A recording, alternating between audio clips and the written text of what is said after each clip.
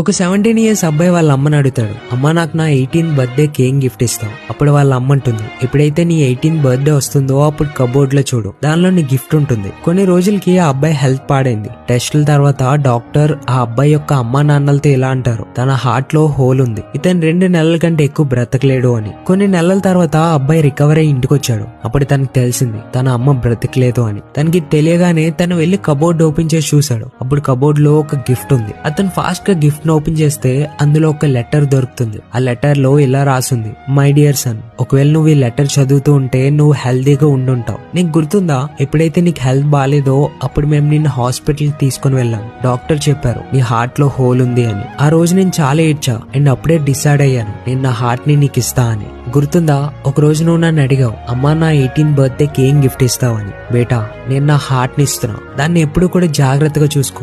Friends, ఒక అమ్మ ఎందుకే చనిపోయింది? ఎందుకంటే తన కొడుకుని